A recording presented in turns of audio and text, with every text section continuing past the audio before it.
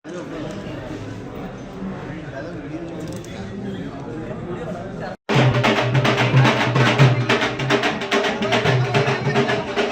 निकेतन college, जहां है advance nursery teacher training, yoga teacher training and early childhood care and education, recognised from MSME and organisation under ministry of MSME। तो आज ही आइए तक्षशिला निकेतन college और करिए अपने सपने पूरे एट सिंह भूमि कॉलोनी, जनाना रोड, लोहागल, अजमेर।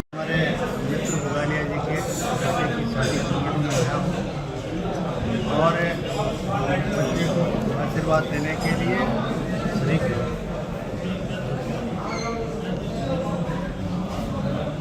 सर, मौजूदा बिहार चुनाव को लेकर एक बार फिर राजनीति घबरा रही है। लगातार कांग्रेस बीजेपी के ऊपर आक्रोशित और गंभीर आरोप लगा रही है। इधर भाई साहब सामने जो कोई विजन के साथ, जिनका कोई विजन नहीं है, कि भारतीय जनता पार्टी और हमारी NDA गठबंधन है, वो एक विजन लेके काम करता है। आपने देखा होगा पिछले जब 11 साल पहले माननीय यशस्वी प्रधानमंत्री नरेंद्र मोदी जी देश के प्रमुख बने, उस समय से लेकर आज दिन तक जो इतने काम किए हैं, जो हमारा देश आर्थिक दृष्टि से 11वें नंबर पर था, वो आज चौथे पायदान पे आर्थिक दृष्टि से है। वो जो ऐसे काम किए, 3 तलाक जैसे, धारा 370, राम मंदिर निर्माण जैसे काम किए हैं, और बिहार में जिस तरह से NDA की सरकार ने काम किया है, वो आज भी हम बिहार जाते हैं तो ये कहते हैं सड़कें बनी है, इसे NDA सरकार ने बनाई है। और जहाँ जितने डकैतियाँ, जितने गुंडे थे, वो उनसे भी आज जनता अपने आप को सुरक्षित महसूस कर रही है सरकार में।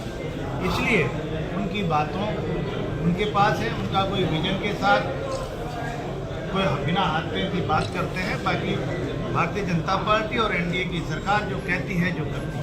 लोकसभा चुनाव को लेकर क्या स्थिति सामने आई? पार्टी एक संस्कारवान पार्टी है, और इस पार्टी का मेन उद्देश्य है भारत, हमारा देश, और उसी को लेकर हमारा कार्यकर्ता काम करता है और हमेशा जनता के बीच में काम करता है। हमें पूरा विश्वास है कि हमारा कार्यकर्ता भारतीय जनता पार्टी का हमेशा जनता के बीच में रहता है।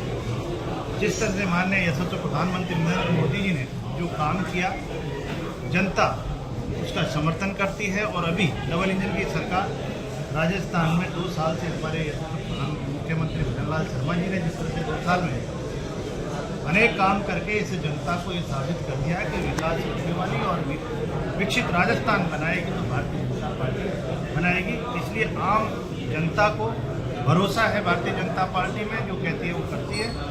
और जिस तरह से अंता का चुनाव मैं जो देख रहा हूँ, रात को आया था, बहुत अच्छे तरीके से वह भारतीय जनता पार्टी का हमारा। सर, परिवहन विभाग आपके पास है, स्लीपर कोच वाले पिछले 2 दिन से सर हमारे यात्री उसमें सफ़र करते हैं, क्या उनको जलने दें? आप बताइए मुझे।